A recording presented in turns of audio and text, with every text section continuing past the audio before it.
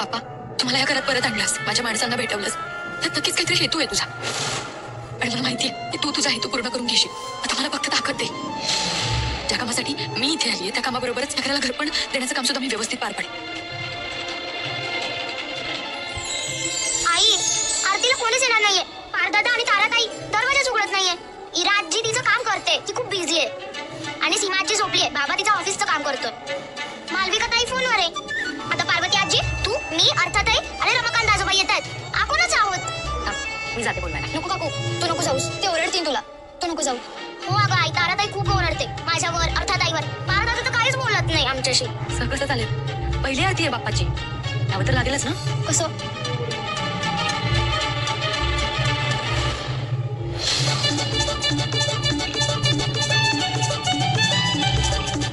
नमस्कार मित्रांनो, मुरंबा या मालिकेच्या आजच्या भागात आपण बघूया. रमा गणपती बाप्पाच्या समोर हात जोडून उभी असते. गणपती बाप्पा, तू या घरात मला परत आणलंय, माझी माणसं भेटवली, सगळ्यांना मला नव्याने भेटायला मिळालं, सगळं काही मला कळालं. तुझा नक्की काहीतरी हेतू असणार की तू मला या घरात आणलंय. आणि हो, या घरात आणलंय, हेतू पूर्ण करायचा आहे म्हटल्यावर मला बळ सुद्धा द्यायला लागणार. गणपती बाप्पा, मला असं काय बळ दे की या घराचं घरपणही परत आणेल आणि हरवलेली माणसं सुद्धा. सगळं काही व्यवस्थित करेल मी. यासाठी फक्त तू मला बळ दे, मी सगळं काही करायला तयार आहे. रमा स्वतःचे डोळे पुसते, तेवढ्यात अर्थ आणि आरोही आलेली असते. अगं आई, कोणीच येत नाही या आरतीला, सगळे आपल्या आपल्या कामात बिझी आहे.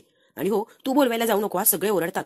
ताराताई तर असली ओरडते की बस, अजिबात तू जाऊ नको. रमाकांत काका, आजी, तू, मी एवढे जण आपण आरती करूया, त्या लोकांच्या काही नादाला लागू नकोस. असं कसं चालणार? पहिली आरती आहे बाप्पाची, सगळ्यांनी एकत्र यायलाच लागणार बेटा. एकत्र येऊनच आरती करायला लागणार ना. गणपती बाप्पा आले, पहिलीच आरती आहे, स्वागत तर झालंच पाहिजे. त्यामुळे सगळ्यांनी एकत्र यायलाच हवं. मी जाते. नको नको काकू, तू जाऊ नको, ती लोक खूप रागवतात आणि खूप बोलतात, प्लीज तू जाऊ नको. असं कसं? बघ, मी जाते आणि सगळ्यांना आणते आरतीला. आरती होणार ती सगळ्यांच्या बरोबरच. त्यामुळे हे बघा, तुम्ही दोघी सुद्धा अजिबात टेन्शन घेऊ नका, मी बरोबर आरती करते. रमाला आता समोरच दिसतं वायफायचं कनेक्शन. पटकन जाते आणि ती वायफायची पिनच काढलेली असते आणि फोन लावून सांगते की यांच्या घरातलं वायफाय बंद ठेवा, मी सांगेन तेव्हा चालू करायचं. रमाने आता वायफायची पिन तर काढलेली असते आणि यांना येऊन मध्ये बघ 5 महिनेपर्यंत सगळे येतात की नाही बघ, न बोलवता सगळे पटापट पटापट अशा हॉलमध्ये जमा होतील. आता या तिघीही 1 2 3 4 5 मोजायला लागलेले असतात. सगळे आता पटापट पटापट आलेले असतात. तारा आलेली असते चिडलेला चेहरा घेऊन, वायफाय कोणी बंद केलं, वायफाय कोणी बंद केलं. अक्षय आलेला असतो, इरावती आलेली असते, पार्थ आलेला असतो, सगळी मंडळी आलेली असते. जे लोक म्हणलेली असतात की आम्हाला काम आहे, आम्ही येणार नाही, ती सगळी येऊन उभी राहतात. इरावती म्हणते, कोणी ऑफ केलं बटन, कोणी केलं? रमाकडे बघते, आपण का? रमा आता हसते, छान छान छान, खूप छान वागलीस, एक नंबर. तारा म्हणते, तुला कोणी सांगितलं हे सगळं करायला, कशाला पंचायती करतेस आमच्या? रमा लगेच फोन लावते आणि म्हणते, देवदारांचं पासवर्ड चेंज करून टाकायचा 1 मिनिटात आणि तो फक्त मला सांगायचा. आता मात्र ताराजी पिन लावायला लागलेली असते, जागेवर थांबते, पिन वगैरे काही लावत नाही.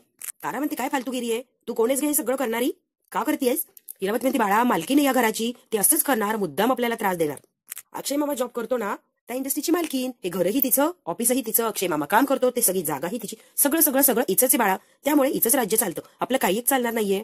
तारा म्हणते, काय ग, आमच्या घरात गोंधळ घालायला आली का? 7 वर्ष नव्हतीस ना, जा बरं इथून, आमच्या घरात गोंधळ घालू नको, इथून निघून जा. अक्षय म्हणतो, तारा, तोंड सांभाळून बोल. तारा म्हणते, आरतीसाठी केलंय ना सगळं, तुला काय करायचंय ग, ज्याला यायचं ते येतील की, तुझी जबरदस्ती कसली? रमा म्हणते, नाही, पहिली आरती आणि मला सगळे हवे तिथे, जबरदस्ती वगैरे नाही, बाप्पा आलाय घरात, सगळ्यांनी आरतीला यायलाच हवं, कंपल्सरी. रमा म्हणते, वायफाय बंद केलं म्हणून तुम्ही खाली आलात, तुम्ही आरतीसाठी नाही आलात. तुम्हाला कळालं सुद्धा नसतं की आरती होऊन सुद्धा गेलीये. वायफायचं चालू असतं तर तुमचं सोशल मीडिया, मोबाईल, गेम वगैरे वगैरे सगळं काही चालू राहिलं असतं. तुम्हाला काय देणं घेणं, गणपती बाप्पाची आरती झाली नाही झाली, एकत्र यायचंच नाही, आपापल्या रूम मध्ये बसायचं. ही कुठली पद्धत? नात्यांपेक्षा वायफाय महत्वाचं आहे का? नाही, मला सांगाच तुम्ही आता. अक्षय म्हणतो, बास बास बास, आता हा विषय लांबवायला नको, असू द्या, आरती करून घेऊया, आलोच आहे ना सगळे, तर आपण आता आरती करूया. अक्षय म्हणतो, आरके मॅडम, खरंच सॉरी, घरात गणपती म्हटल्यावर अशा मूडमध्ये राहण्याची काही गरज नाहीये, सगळ्यांनी एकत्र यायचं आणि आरत्या म्हणायच्या सगळ्यांनी सोबत, वातावरण असं प्रसन्न आणि छान करून टाकायचं. अक्षय म्हणतो, जायचं आणि दोघांनी चेंज करून पटकन इथे येऊन उभं राहायचं आरतीसाठी.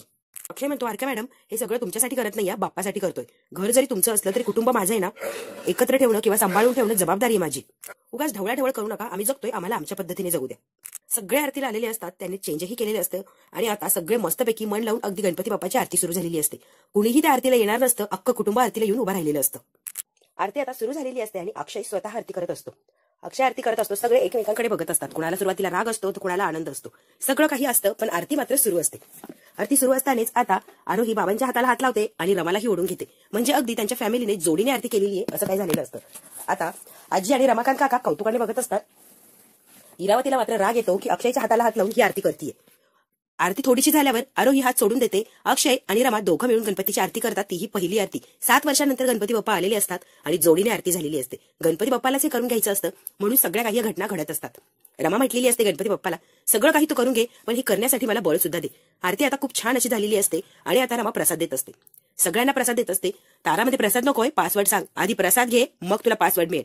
आता नाविलाजाने रमा पासवर्ड तर सांगणार असते, पण तारा पटकन तो प्रसाद खाऊन घेते आणि म्हणते सांग पटकन. तेव्हा रमा कुठे तिला पासवर्ड सांगून टाकते वायफायचा. आता सगळ्यांना प्रसाद देऊन झालेला असतो. आरोही म्हणते आई मी नाही खाऊ शकत का डायबिटीस? हो खाऊ शकतात, पण अगदी थोडासा खायचा, नाही खायचा असं नाही बाळा, पण थोडासा खायचा. आता आरोहीशी खूप प्रेमाने ती बोलत असते. रमा आणि आरोही यांचं बॉन्डिंग खूप छान झालेलं असतं. अक्षय आणि इरावती जरा लांब बसलेले असतात सोफ्यावर.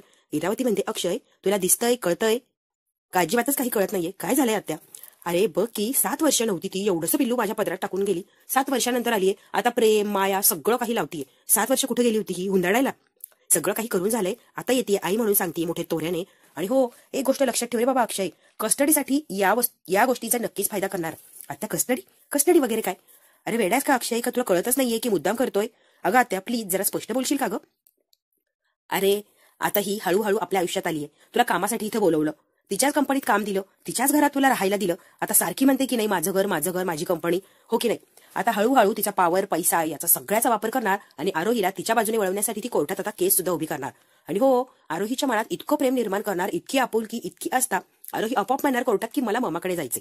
अरे हे सगळे नाटकं, हे गोडगोड वागणं, गोडगोड बोलणं सगळं काही कस्टडीसाठी चाललंय बाळा. इतकी साधी नाहीये ती, या साध्या चेहऱ्याच्या मागे वेगळीच रमाय, कळत नाही का? पूर्वी तिने हेच नाटकं केले आणि आताही तेच नाटकं करते. अरे रमाय ती अक्षय, साधी नाहीये ती, काय करू शकते ना याचा तू विचारही करू शकत नाही, कारण तू खूप साधा भोळा रे, तुला कळत नाही हे डावपेच, त्यामुळे तुला कधीच कळणार नाही नेमकी हिचं काय चाललंय. मला विचार की, मला सगळं माहितीये हिची काय खेळी चाललीये. अक्षय म्हणतो आत्या मग आता काय रे? इरावतीने आता अक्षयच्या डोक्यामध्ये चक्र चालू करून दिलेलं असतं. इरावती मात्र तिथून उठून जाते. रमा अजूनही आरोहीशी बोलत असते आणि अक्षय लांबून तिला सोफ्यावरून बघत असतो. अक्षय मनातल्या मनात बोलत असतो आणि रमाकडे बघत असतो. वाटलं नव्हतं, विचारही केला नव्हता, यासाठी घरात आलीये, हा हेतू होय तुझ्या मनात? माझ्या घरात आली, माझी माणसं तुझ्याकडून वळून घेणार आणि माझ्या आरोहीला सुद्धा परत घेणार. वा वा वा, इतकं सोपं नाहीये. आणि इतकं सोपं आहे का आरोहीला तुला देणं? शक्यच नाही. तुझ्यासारख्या बाईकडे माझ्या आरोहीला मी देऊ शकत नाही. अगदी जीवापेक्षाही जास्त जपली तिला आणि अचानक येऊन तू मागणार आणि मी तुला देणार, हे शक्यच नाही. तुझा इरादा मला कळालाय आता, नेमकी तू कशासाठी आली माझ्या घरात. रमा अक्षयकडे बघते आणि मनातल्या मनात म्हणते आज मला आहे ना तुमच्या पाया पडायचे, मला तुमचा आशीर्वाद हवाय. पण आता पडू तरी कसं? डायरेक्ट गेलं तर तुम्ही काय मला पाया पडू देणार नाहीये, काहीतरी आयडिया करायला लागणार जेणेकरून मी तुमच्या पाया पडू शकते. अक्षय म्हणतो मनातल्या मनातच चाललेले असते दोघांच्याही, मी तुला स्पष्टपणे सांगणार की आरोही माझ्याकडे राहणार, मी तुझ्याकडे देऊ शकत नाही किंवा देणारच नाही. रमा आता अक्षयकडे बघते आणि मनातच म्हणते तुमचा जो गोडवा आहे ना, प्रेम शांतपणा सगळं काही आरोहीकडे सुद्धा आलंय. इतकी गोड आहे ना ती, अगदी तुमच्यासारखी, माझ्यासारखी ती अजिबात नाहीये, सगळी तुमच्यासारखी आहे. अक्षय आणि रमा एकमेकांना चोरून चोरून बघत असतात आणि अक्षयच्या मनात वेगळं काही चाललेलं असतं जे इरावतीने भरवले आणि रमाच्या मनात मात्र आरोही अक्षय एवढेच काही विषय चाललेले असतात. रमा आता अक्षयकडे येते आणि त्याला प्रसाद देते. थोडासाच घ्या, जास्ती गोड खायचं नाहीये तुम्हाला. आणि अगदी मूड नसतो तरीही बळच हात करून तो प्रसाद घेतो. रमा पटकन त्याच्या पायाला खाली वागते. तेवढ्यात अक्षय उठतो. दोघं अगदी जवळ आलेली असतात, परत एकमेकांच्या समोर उभी राहतात आणि दोघांनीही खाली माना घातलेले असतात. एकमेकांशी खूप काही बोलायचं असतं, पण आपला इगो आडेत असतो. दोघंही अजिबातच तयार नसतात. रमा तरी बिचारी प्रयत्न करत असते. अक्षय मात्र इरावतीने जे डोक्यात भरवले त्या गोष्टींचा विचार करतो आणि रमापासून लांब राहण्याचा प्रयत्न करत असतो. अक्षय आता थांबतो आणि डायरेक्ट रमाकडे बघून म्हणतो मला तुमच्याशी खूप महत्वाचं बोलायचंय आणि एकट्यानेच बोलायचंय, कोणी नकोय तिथे, फक्त आपण दोघंच असावे अशी माझी इच्छा आहे. जरा येतं का माझ्या रूम मध्ये? अक्षय असं म्हणतो आणि तावातावाने त्याच्या रूम मध्ये निघून गेलेला असतो.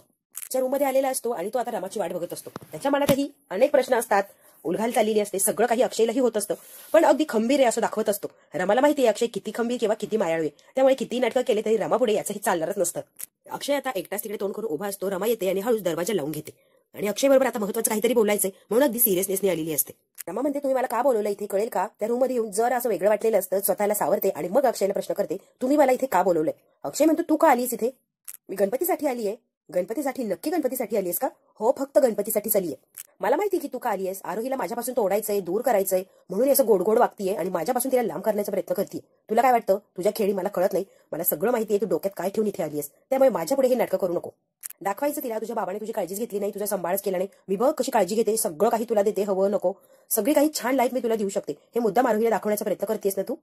आई श्रीमंत आहे, बाबा गरीब आहे, बाबा काहीच करू शकत नाही, आई सगळं काही करू शकते, ही तफावत तुला दाखवायची आहे म्हणून मुद्दाम आली आहे तू माझ्याच घरात राहिला. खबरदार जो माझ्या मुलीजवळ किंवा माझ्या फॅमिलीजवळ येण्याचा प्रयत्न केला, अजिबात आमच्या जवळ यायचा किंवा आमचा विचार करायचा गरज नाही. 7 वर्ष आमच्या जवळ नव्हती, आता आलाय होय पोळका तुला. 7 वर्ष कुठे गेली होती ग? तेव्हा तुला आम्ही आठवलो नाही, तेव्हा प्रेम आलं नाही, तेव्हा माया आली नाही, आता सगळं अगदी उफाळून आलंय, हो की नाही? घरची लोक, आरोही सगळं काही अगदी जागं झाले. 7 वर्ष काही झोपलं होते काय सगळे?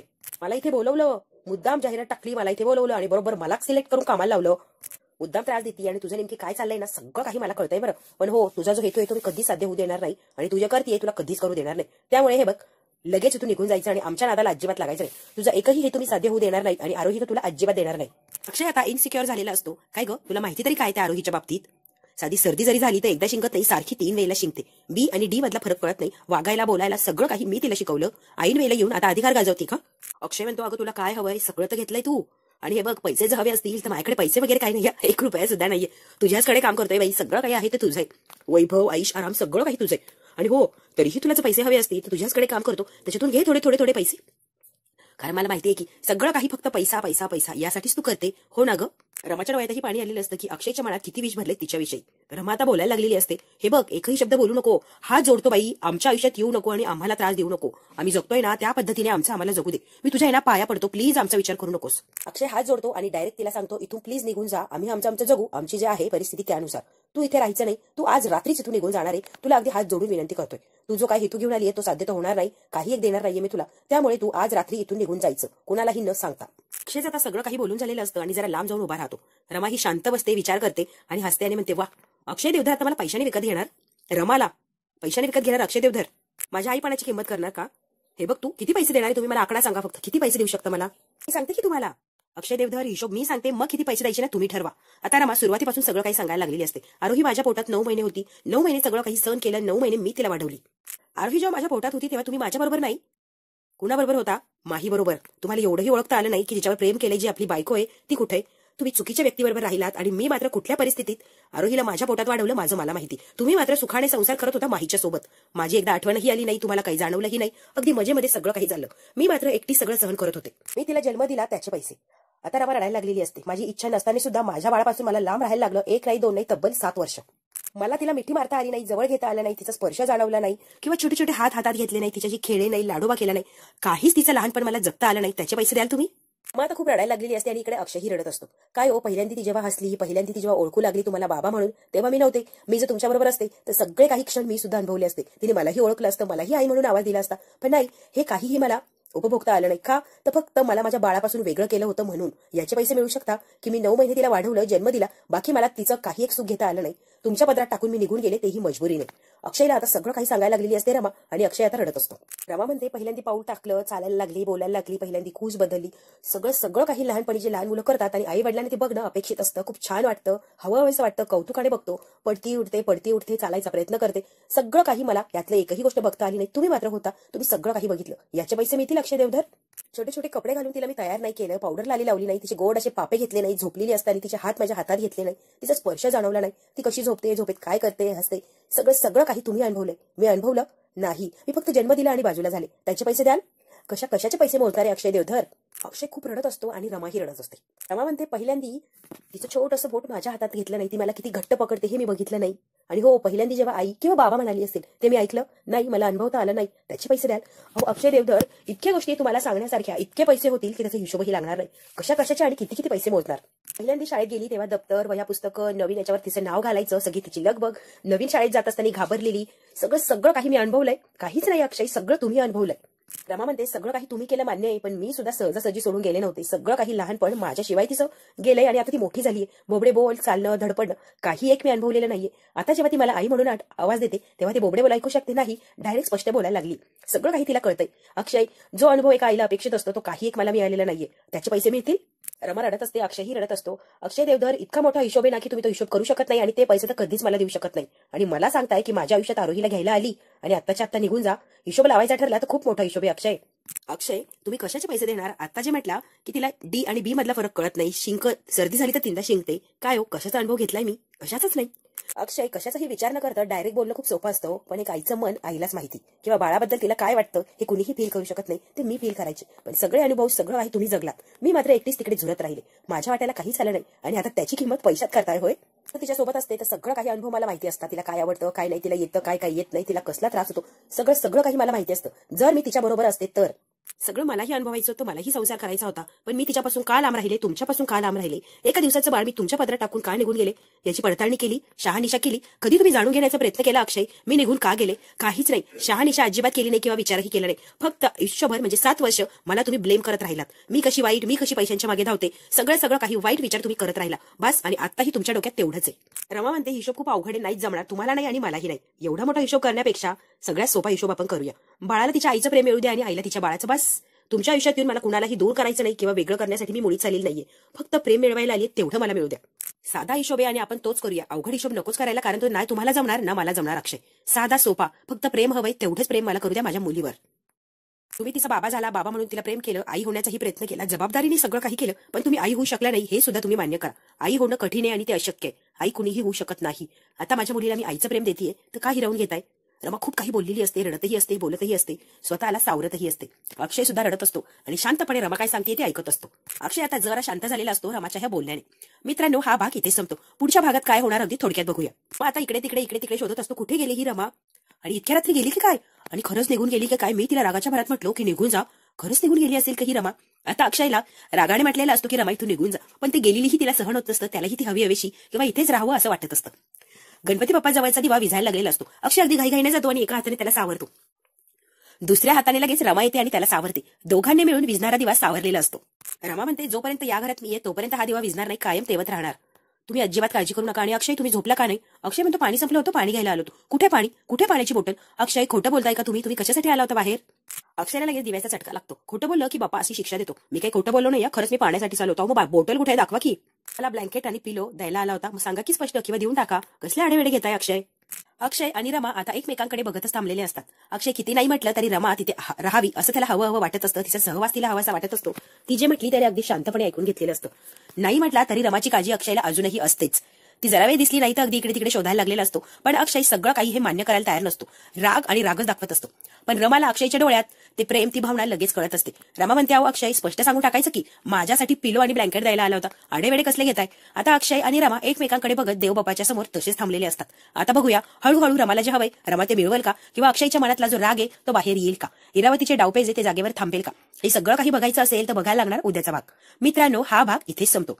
तुम्हाला जर व्हिडिओ आवडला असेल तर लाईक, शेअर, सबस्क्राईब नक्की करा. धन्यवाद.